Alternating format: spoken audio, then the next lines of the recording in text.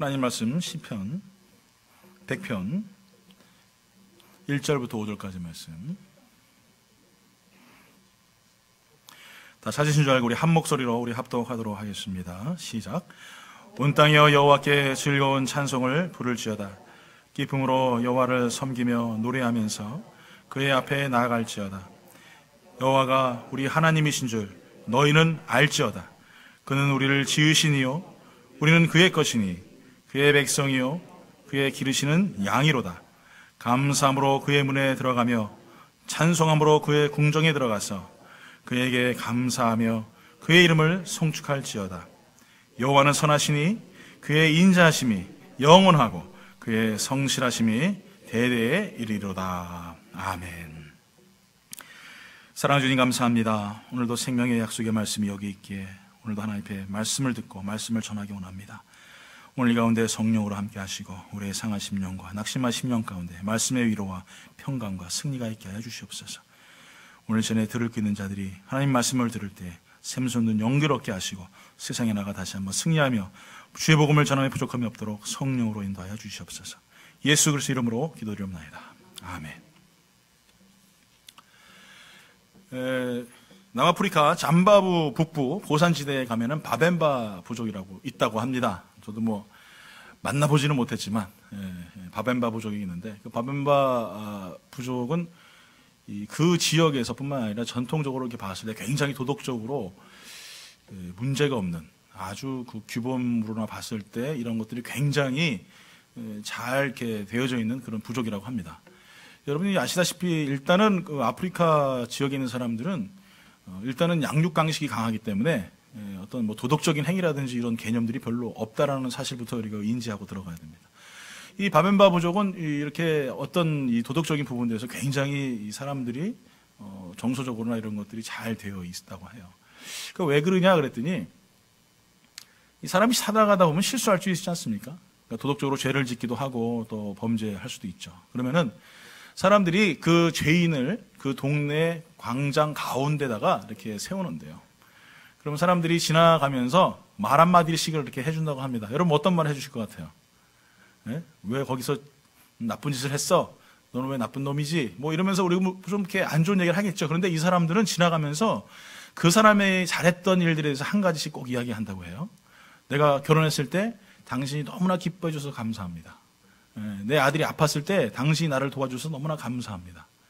내가 힘들 때 당신이 나에게 위로가 되셔서 감사합니다. 이런 말 한마디를 하고 지나가면은 이 나쁜 마음을 가지고 있던 사람도 이렇게 감사하다는 얘기를 들으면은 이 사람이 삶이 바뀐다고 합니다. 그러면서 어떻게 되냐면은 그 마무리되는 그 한 주간이 축제 분위기로 바뀌면서 모든 사람들이 감사하고 기뻐하면서 그 죄의 길로 갔던 죄의 어떤 생각을 했던 도덕적이나 이런 부분들에 잘못되었던 삶을 살았던 그 사람이 돌이키고 그 부족원으로서의 합당한 삶을 살아감에 부족함이 없는 그런 삶을 살아간다라고 얘기를 하고 있습니다. 여러분 어떠십니까? 여러분들은 주위 사람들을 만날 때 감사의 언어들을 많이 쓰십니까? 아니면은 지적을 많이 하십니까?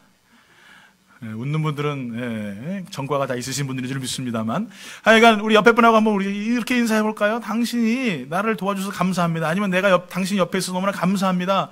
한번 여러분 감사할 것들을 한번 찾아보시고 한번 얘기를 좀 나눠봤으면 좋겠습니다. 옆에 분하고 한번 감사할 것을 한번 나눠보시고 한번 인사해 볼까요? 예.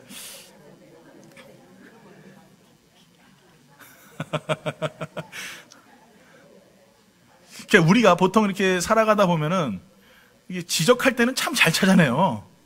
그렇죠? 뭐 왜 그렇게 걸어가느니, 뭐 머리가 왜 그 모양이니, 뭘 목걸이가 왜 이렇게 요란하느니, 아니면 무슨 옷이 왜 이렇게 복잡하느니, 별걸 다 지적하는데 감사하다라는 얘기를 찾으려고 하면은 이게 참 힘들어요. 그렇죠? 그래서 다시 한번 우리 인사할 때 옆에 분하고 다시 한번 당신이 옆에 있어서 너무나 감사합니다. 당신 때문에 내가 힘이 납니다. 이렇게 한번 인사해 보겠습니다. 할렐루야. 예, 당신 때문에 있어서 감사합니다. 당신 때문에 힘이 납니다. 할렐루야. 예, 감사합니다. 예, 아멘. 예, 감사합니다. 예, 우리의 삶 속에서 이 감사가 그렇게 중요합니다. 우리가 지적을 하면은 사람은 다 그 지적하는 것에서 튕겨 나올 수밖에 없어요. 여러분 자녀들한테 아무리 좋은 말이고 바른 말을 해도 공부하면은 성공한다, 아니면 공부 열심히 하면 잘 산다. 여러분 100번 1000번 얘기해 보세요. 다 경험들 있으시죠? 말 잘 듣습니까? 안 들어요. 절대 안 들어요. 옆에 살고 있는 남편도 아내도 절대 말 안 듣지 않습니까? 제가 또 오죽 말 안 듣게 생겼잖아요. 그렇죠? 그러니까 저희 집사람이 얘기하면 제가 말을 안 들어요. 근데 감사해요, 고마워요 하면은 그냥 마음이 이렇게 뭐라고 해야죠? 이렇게 녹아내려요? 예, 하여간 예, 마음이 그래요. 정말 감사합니다. 그냥 당신이 있어서 내 아내가 있어서 남편이 있어서 너무나 감사합니다. 이 말 한마디 하면은 참 좋은 것 같아요. 그래서 여러분 오늘 집에 가셔서 자제분한테도 한 번씩 멀리 떨어져 계시면 전화 한 통화씩 주시면서 참 내가 너 때문에 너무나 감사하다. 또 혹이나 힘들고 어려운 분들 있으면은 당신이 같이 있었어서 너무나 감사했습니다. 한번 우리가 이렇게 감사 연애들을 쓰면서 고맙다라고 좀 이야기했으면 좋겠다는 생각이 들어요. 그래서 우리 교회는 무슨 일을 만나든지 항상 감사할 수 있는 그런 교회가 되야 될 줄 믿습니다. 그래서 제가 오늘은 말씀 제목이 모든 것에 감사해야 할 이유예요. 모든 것에 감사해야 할 이유. 감사할 수밖에 없는 이유. 감사할 수밖에 없는 이유는 무엇일까? 그래서 우리가 일단은 감사에 대한 그 중요한 포인트에 대해서 좀 우리가 알아야 되는데, 감사에는 제가 이제 말씀을 준비하면서 두 가지로 이렇게 봤어요. 첫 번째는 뭐냐면은 이 관념적인 감사입니다. 관념적인 감사. 여러분, 관념 그러면 어떤 생각이 드십니까? 여러 가지 이제 많이 있는데, 제가 국어사전을 찾아봤더니 몇 가지로 이렇게 나와요. 어떤 일에 대한 견해나 생각, 또 현실에 의하지 않은 추상적이고 공상적인 생각, 심리학적으로 이렇게 말합니다. 사고의 대상이 되는 의식의 내용, 심적 형상을 통하여 통틀어지는 말. 철학에서는 없던 대상에 관한 인식이나 의식 내용. 아이고 복잡해. 외울 수가 없더라고요. 이게 도대체 무슨 말인지. 근데 관념이라는 단어는 간단해요. 한 가지가 뭐냐면은 내가 생각하고 있는 생각이에요. 내가 어떠한 생각을 하고 있는가. 자, 이것을 우리가 보통 어떻게 얘기하냐면은 관념에 대해서 우리가 이야기할 때 고정관념이다 이렇게 얘기를 하죠. 뭐냐면은 나의 관념이 고정되어져 있는 거예요. 내가 저 사람을 만나면은 좋은 생각을 할 수 있고 좋은 만남을 가질 수 있다라는 고정적인 생각, 이것이 관념이에요. 이해 가십니까? 자, 그래서 내가 교회 와서 예배를 드리면 하나님께서 기뻐하셔. 이런 게 고정관념이죠. 그렇죠? 예. 내가 찬양을 하면 하나님께서 영광 받으셔. 이거 고정관념이에요. 주일 예배를 빠지면 목사님이 싫어하셔. 예. 목사님 좋아하셔. 그러면 약간 좀 이상한 분들이에요. 예. 그게 고정관념이죠. 이런 고정관념들. 그런데 이게 문제가 뭐냐면 선한 고정관념은 긍정적인 측면을 낳는데 이 부정적인 고정관념은 굉장히 큰 자아의 상실을 주게 됩니다. 여러분 보통 이럴 때 있죠. 누구를 만나는데 기분이 약간 안 좋아. 네? 그 사람을 만나면 기분이 안 좋아. 내가 안 좋아요. 그래서 그 사람을 만나면 그 사람이 저를 만나면 좋아할까요? 안 좋아할까요? 안 좋아요. 내가 말하지 않았는데 어떻게 알아요? 바디랭귀지로? 내가 표현하지 않았는데 그 사람이 그걸 어떻게 할까요? 그렇죠. 우리의 느낌, 영적인 감각이에요. 그래서 우리는 항상 마음을 가지고 나아갈 때 어떻게 나아가야 되냐면은 그 사람에 대해서 안 좋은 이미지, 들었던 이미지, 또 생각했던 이미지는 다 제거하고 클리어하고 순수하게 만나셔야 돼요. 이 고정관념이 얼마나 여러분 무서운지 몰라요. 그래서 저는 오늘 이 시간에 여러분들에게 고정관념이 아닌 감사관념으로 바꿨으면 좋겠다는 생각이 들어요. 그래서 항상 내 마음속에 감사하는 거예요. 누구를 만나면 그 사람 때문에 감사한 거예요. 내가 살아가는 현장 속에서 감사하는 거예요. 이 감사의 관념을 가지고 인생을 살아가는 거예요. 그래서 항상 내 머릿속에 뭐가 있어야 되냐면은 감사가 넘치는 거예요. 자, 여러분 예를 들어요. 여기 지금 이 앞에 컵이 이렇게 있지만 이 컵은 투명한 컵이 아니에요. 투명한 컵에 물을 담을게요. 그러면 어떻습니까? 컵 안이 투명하죠. 물 담았는데 혹시 여러분 뭐 이상한 거 담으셔가지고 시커매요 이러시는 분들은 없잖아요. H2O를 담으면은 그 컵 안에는 투명한 물이 들어갑니다. 근데 그 속에다가 여러분 검정색 물감을 하나 떨어뜨려요. 그럼 어떻게 될까요? 약간 뿌얘지겠죠? 또 한 방울 떨어뜨릴게요. 이렇게 여러 방울을 계속 떨어뜨리면 나중에는 그 투명하였던 컵이 어떻게 됩니까? 시커매져요. 아니 보입니까? 안 보여요. 분명히 투명했을 때는 보였었는데 시커먼 그 물방울 하나를 떨어뜨리면서 조금 더 많이 떨어뜨리니까 그 컵 안이 보이지가 않아요. 여러분, 이 컵은 우리입니다. 그리고 그 물은 내 안에 무엇이 들어가 있느냐예요. 내가 투명한 것으로 가득 들어가 있으면 내 안이 다 보입니다. 그런데 검정 물감을 집어넣게 되면요, 껌껌해져서 아무것도 보이지 않아요. 이게 바로 영적인 고립입니다. 영적인 고립에 있는 사람은 하나님을 만날 수가 없어요. 내 안에 투명함으로 가득 쌓여 있고 감사로 넘치고 기쁨이 넘치고 소망이 넘치는 감사관념으로 살아가는 사람은 항상 그 은혜가 넘쳐요. 그런데 불평에 물방울이 하나 들어가고, 근심에 물방울이 하나 들어가고, 걱정의 물방울이 하나 들어가고, 좌절의 물방울이 하나 들어가기 시작하면 그때서부터는 내 안이 보이지가 않아요. 하나님이 보이지 않아요. 내 생각이 앞서버리게 되고, 내 뜻이 앞서버리게 되고, 나의 견해가 달라지게 된다는 것입니다. 사람은요, 어떻게 생각하느냐에 따라 길이 달라집니다. 어떠한 마음을 가지고 있느냐에 따라 그 사람의 언어가 달라집니다. 여러분, 예를 들어서 우리 12명의 정탐꾼 기억하시죠? 이스라엘의 12명의 정탐꾼들이 가나안 땅에 들어가서 정탐을 했어요.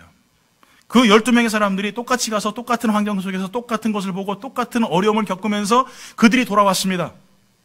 10명의 사람의 해석이 다르고 2명의 해석이 달랐어요. 왜 다릅니까?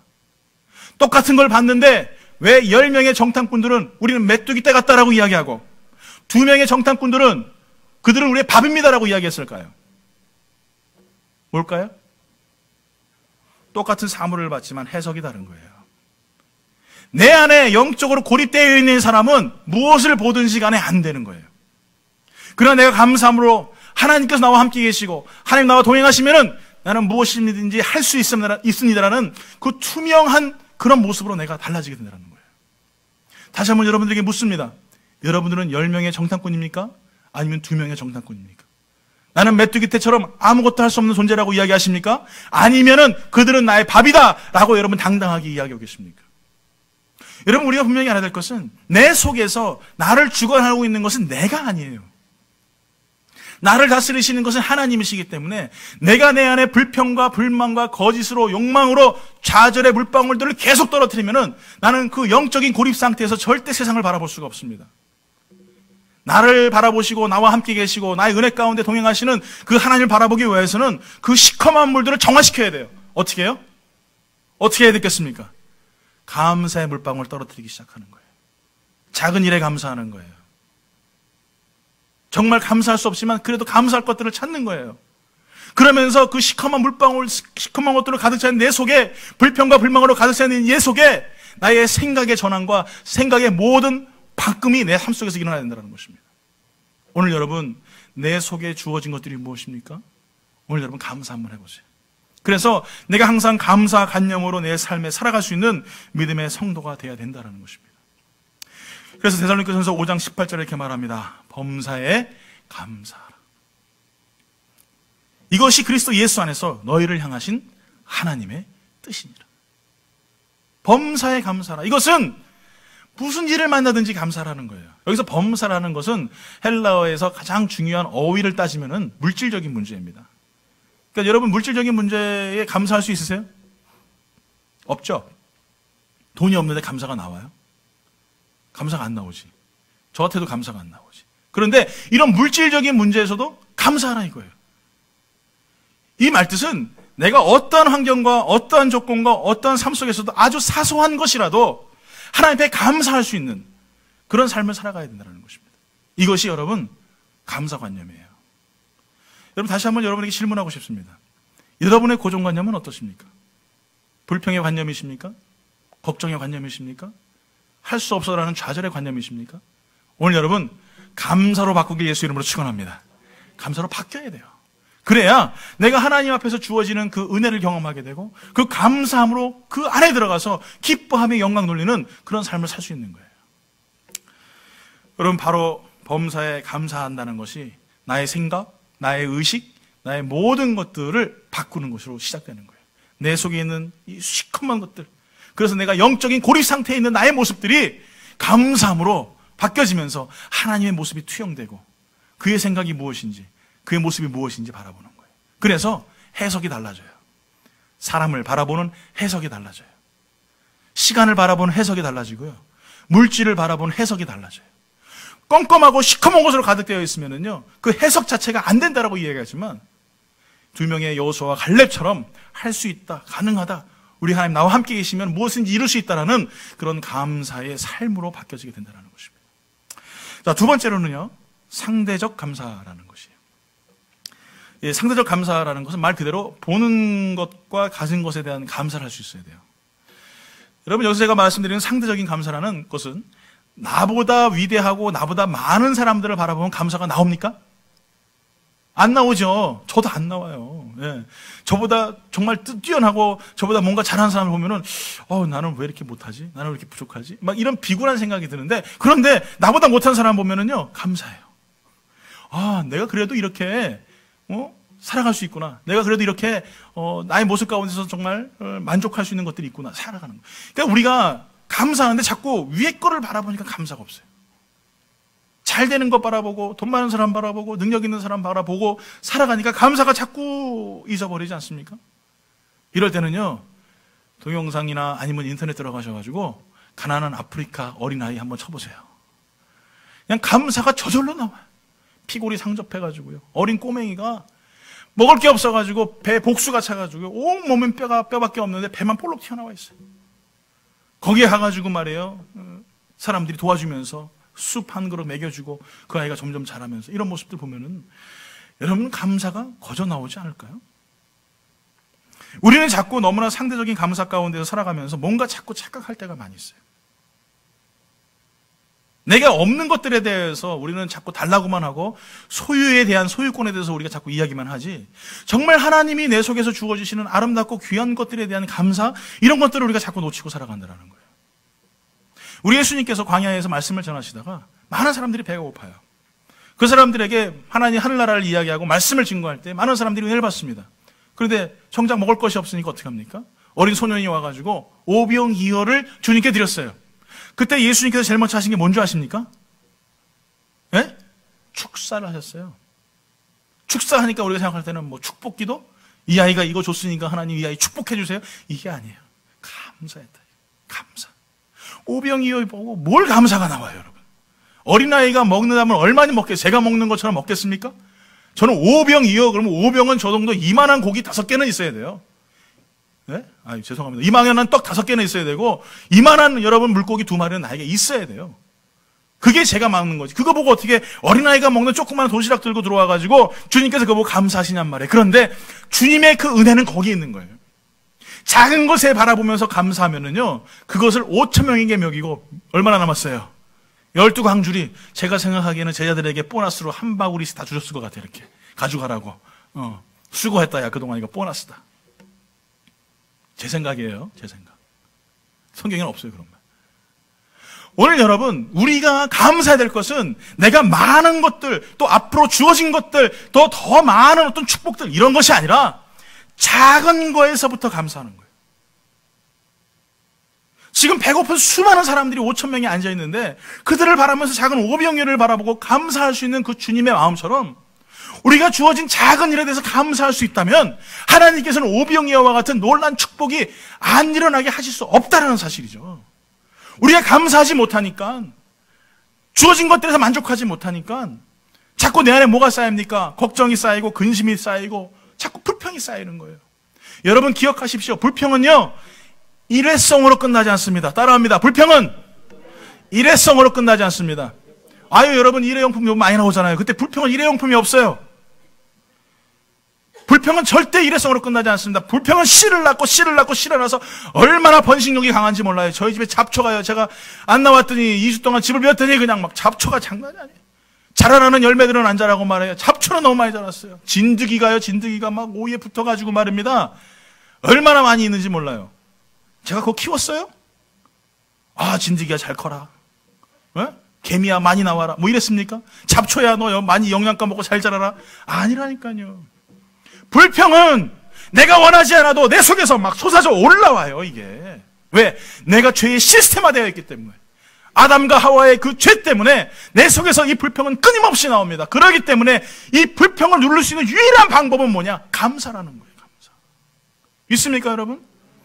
그래서 어려움을 만나고 근심된 일을 만나고 좌절된 일 만나면 누구나 다 근심할 수 있고 누구나 다 좌절할 수 있고 누구나 다 걱정할 수 있고 누구나 다 불평하지만 신앙의 고수는 거기에 좌절하지 않고 감사하는 거예요. 그게 믿음인 것이죠. 감사할 수 있는 거 보고 감사하면 그게 감사합니까? 감사할 수 없으니까 좌절할 수밖에 없는데, 저 정도면 실망하고 정말 나가 떨어져야 되는데 그래도 감사하는 거예요. 디모데후서 3장 1절부터 5절까지 말씀 한번 다 같이 한번 읽어볼까요? 굉장히 참 중요한 말씀입니다. 다 같이 한번 읽어보겠습니다. 시작. 너는 이것을 알라. 말세에 고통하는 때가 이르러 사람이 자기를 사랑하며 돈을 사랑하며 자랑하며 교만하며 비방하며 부모를 거역하며 감사하지 아니하며 거룩하지 아니하며 무정하며 원통함을 풀지 아니하며 모함하며 절제하지 못하며 사나우며 선한 것을 좋아하지 아니하며 배신하며 조급하며 자만하며 쾌락을 사랑하기를 하나님 사랑하는 것보다 더하며 경건의 모양은 있으나 경건의 능력은 부인하니 이 같은 자들에게서 내가 돌아서라. 할렐루야.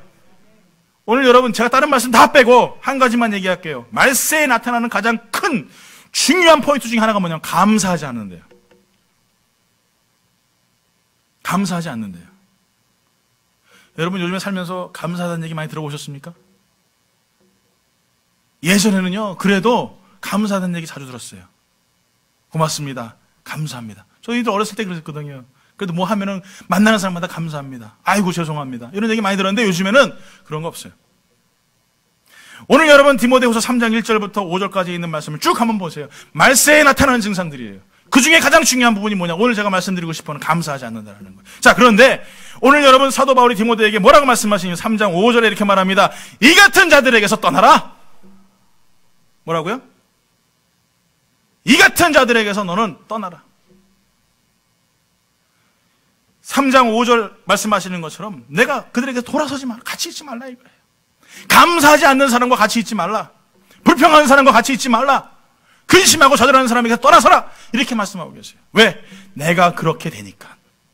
내가 그렇게 될까봐. 전염성이 얼마나 강한지 몰라요. 그래서 우리는 항상 하나님 앞에 감사하며 살아갈 때에 감사할 수 없는 것들에 대해서 감사하는 것들에 대해서 감사하는 사람, 그 사람을 찾으셔야 돼. 항상 감사합니다. 고맙습니다. 작은 일에도 정말 기뻐할 수 있는 그런 사람들. 그런 사람들을 찾을 때 여러분 행복한 사람이 되는 거예요. 오늘 여러분 다니엘의 감사를 여러분 기억해 보세요. 다니엘서 6장 10절에 봤더니 이렇게 말합니다. 다니엘이 이 조세의 왕의 도장이 찍힌 것을 알고도 자기 집에 돌아가서는 윗방에 올라가 예루살렘으로 향하여 창문을 열고 전에 하던 대로 하루에 3번씩 무릎을 꿇고 기도하며 그의 하나님께 감사하였더라. 할렐루야. 지금 왕의 조서가 찍혀가지고 사흘 동안 나한테 다른 왕이나 아니면 다른 우상에게 절을 하면은 다 죽여버리겠다고 했어요. 이것을 다니엘이 알면서 어떻게 해요? 예전과 똑같이 예루살렘을 향해서 창문을 활짝 열고 그분 앞에서 하나님 어떻게 해요? 소리내어서 감사하면서 기도하였더라. 우리 그럴 수 있을까요? 내가 조그마한 불이익 당하면은, 내가 조그마한 어려움 당하면은 나는 절대 나의 창문을 열지 않을 것입니다. 문을 닫고 숨고 조용히 그래도 감사하면 되겠지라고 이야기할 거예요. 그리고 다니엘은 그러지 않았어요. 하나님께 감사한 거예요. 정말 작은 일에 대해서, 나의 생명을 지켜주신 것들에 대해서, 여태껏 내가 한 나라의 총리가 되게 하시고 하나님의 인도하심에 대해서 감사하면서 그가 기도하면서 나아갔어요. 왕권을 바라보지 않았습니다. 권력을 바라보지 않았습니다. 그 힘을 추앙하지 않았습니다. 오직 여호와 하나님, 그 하나님 바라보면서 그가 감사했더라. 저는 우리 사랑하는 성도가 이렇게 감사할 수 있는 성도가 되길 간절히 축원합니다. 그래서 정말 내 속에서 주어지는 감사. 여러분 이거 내 속에서 이 주어지는 이 수많은 좌절과 걱정도 끊어버리셔야 돼요. 이게 나에게로만 끝나는 것이 아니에요. 나의 가정에 그것이 계속적으로 흘러나가요. 나의 자녀들에게도 그것이 흘러나가요. 불평과 불만과 이런 욕심과 욕망들의 어떤 언어들을 쓰는 가정은요, 그 자녀들도 똑같이 그렇게 됩니다. 그래서 여러분 만날 때마다 너가 있어서 너무나 행복하고, 너가 있어서 너무나 감사하고, 너 때문에 내가 너무나 기분이 좋아 라고 여러분 그렇게 이야기하셔야 돼요. 그것이 나의 삶 속에 넘쳐야 돼요. 그때에 하나님께 나에게 주신 은혜가 넘치는 것이에요. 그러니까 이런 상대적인 감사를 자꾸 위의 것만 바라보고 여러분 감사하게 되면은 여러분 소망이 없어요. 우리는 그래서 항상 낮은 자들을 바라보고 나보다 힘들고 어려운 사람들을 바라보면서 항상 여러분 감사할 수 있는 그런 성도가 되기를 예수 이름으로 축원합니다. 결론을 내립니다. 우리는 무엇으로 감사하는가라는 거예요. 무엇으로 감사하는가? 제가 여러분 덕분에 한 주 동안 잘 쉬고 그리고 휴가를 잘 보내고 왔어요. 항상 저는 휴가를 갈 때마다 해프닝이 있었어요. 올해도 해프닝이 또 있었습니다. 기대하시는 대로. 보통 저는 이제 휴가를 가면은, 이제 싼 모텔을 찾아요. 싼 모텔을 찾아가지고, 이제 차에서 내려서 짐을 싣고, 짐을 내려서 그러고 이제 엘리베이터 타고 이제 올라가든지 뭐 이렇습니다. 이제 보통 우리가 이런 모텔 생각하면 어떻습니까? 차에서 내리면 바로 오피스가 있고, 앞에 카운터가 이렇게 딱 막혀가지고, 방탄유리로 딱 빼 있고, 그래가지고 말도 들리는지 안 들리는지, 뭐 외국 사람이 나와서 막 얘기하고, 뭐 저는 이제 항상 그런 식으로 생각을 했어요. 그래서 이번에도 이제 저희가 모텔이 아닌 호텔을 얻었습니다. 할렐루야. 그래가지고 저희 아들 덕분에 아주 싼 호텔을 얻었어요. 싸게 호텔을 얻었어요. 그래서 호텔을 갔는데 참 실수를 제가 많이 했죠. 항상 모텔로만 생각하고 있다가 호텔을 갔는데 라스베가스에서 알고 봤더니 가장 좋은 호텔이더라고요. 가장 좋은 호텔이고 호텔이 다 스위룸이에요. 들어보셨습니까? 스위룸이라고 들어보셨습니까? 가는 봤습니까? 전 가봤어요, 이번에. 갔는데, 정말 뭐 너무 좋더라고요. 그래서 기본적으로 생각할 때는 모텔 그러니까, 호텔 그러면 우리는 항상 경험했던 게 아까도 말씀드린 것처럼 문 열고 들어가면 바로 오피스가 있고 거기서 바로 주인하고 얘기하고 사인하고 운전면허증 주고 뭐 해가지고 올라가는 거였었는데 이런 이게 웬일입니까? 호텔에 딱 내렸더니 벨보이가 오더라고요. 뭘 끌고 와요. 그런데 저희는 항상 모텔만 생각하고 있다가 우리 보통 여기 캐리어 끌고 가지 않습니까? 그렇죠? 예전에 한 청년의 아버님께서 골프장에 가셔서 사셨던 골프백이 있어요. 거기다가 짐 넣고. 저희 집 사람은 화장품 샀는데 거기서 준 화장품 가방이 있어요. 거기다 짐 넣고. 저희 아들은 백팩, 저희 딸도 백팩. 그리고 이제 뭘 들고 갔냐면은 우동. 우동 2박스. 그 다음에 이제 햇반 있죠? 햇반. 거기다가 이제 우동하고 햇반을 먹으려면 뜨뜻한 물이 있어야 되지 않겠습니까? 그래서 물 끓이는 주전자. 그리고 저희 아들이 졸업할 때 선물 받은 베레어 마켓 샤핑 가방. 뭔지 아시겠죠?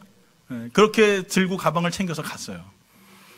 그래서 가방을 트렁크를 딱 열고 짐을 딱 보더니 벨보이가 실을 게 없나 봐요. 그냥 가더라고요.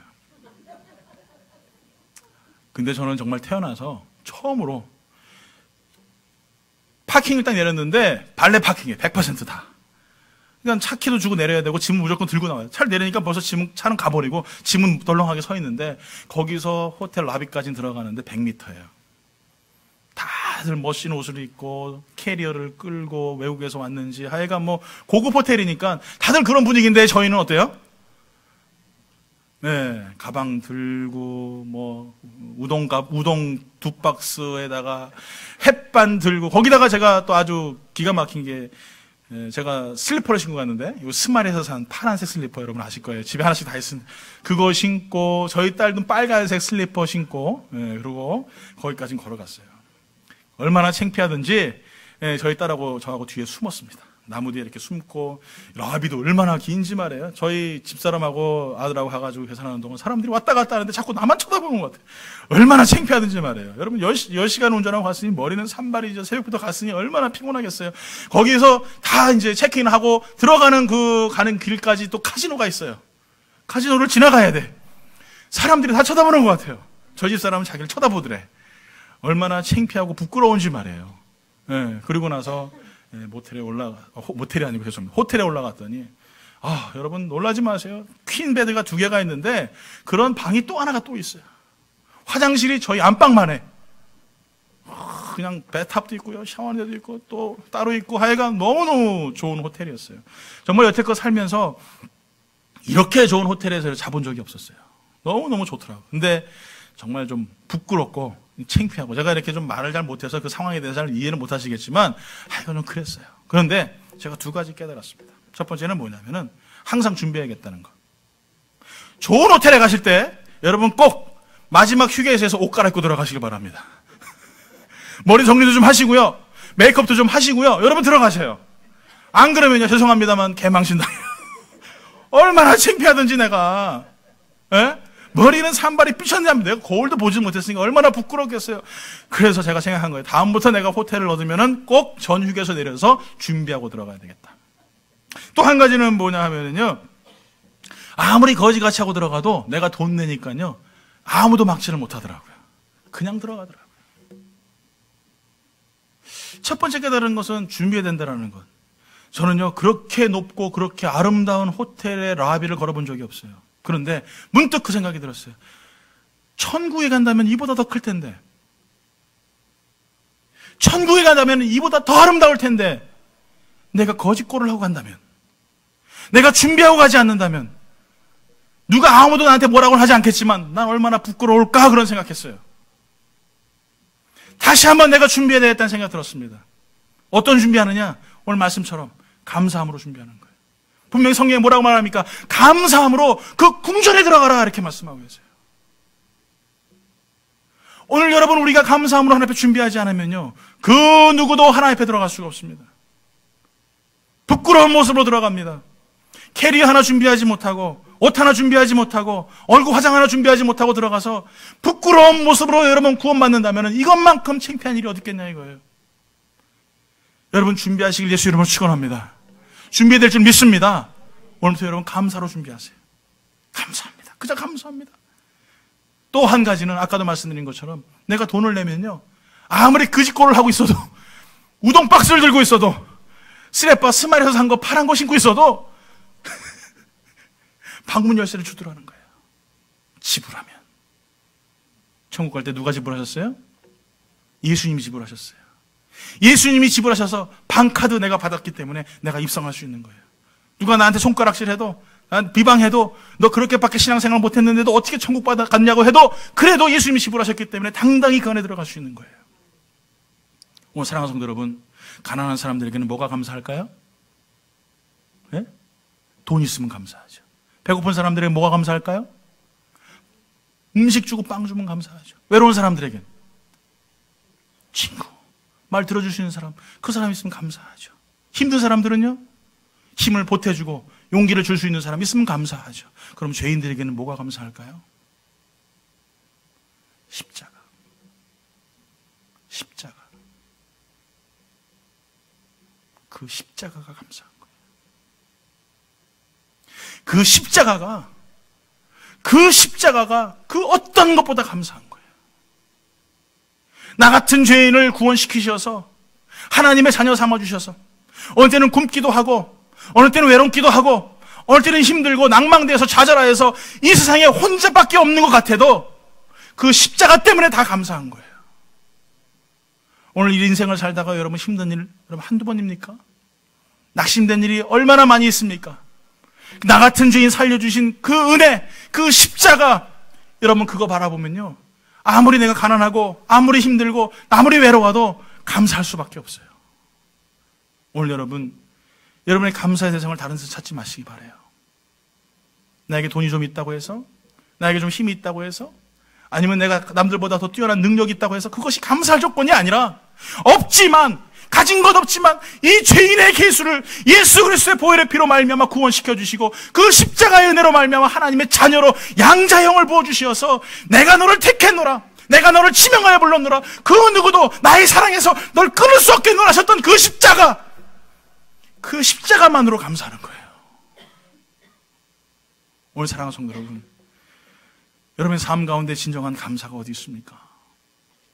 오늘 그래서 시편 기자는 시편 100편 4절에 이렇게 말합니다.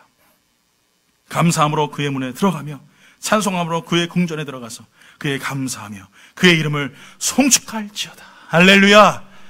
오늘 여러분 그 십자가로 감사하시고 그 은혜로 감사하셔서, 여러분 오늘도 내가 정말 감사할 이유가 무엇이었던가 다시 한번 내 자신을 돌아보세요. 혹이나 내가 돈 때문에 감사했던가? 혹이나 내가 건강으로 말미암아 감사했던가? 아니면 내가 나의 자녀들 때문에 감사했던가? 이것이 아니라 정말 예수의 십자가, 그 십자가가 나의 감사입니다. 그 십자가가 나의 은혜입니다. 고백하면서 오늘 여러분 나의 감사할 이유를 고백할 수 있는 그런 복된 성도들 예수 이름으로 축원합니다.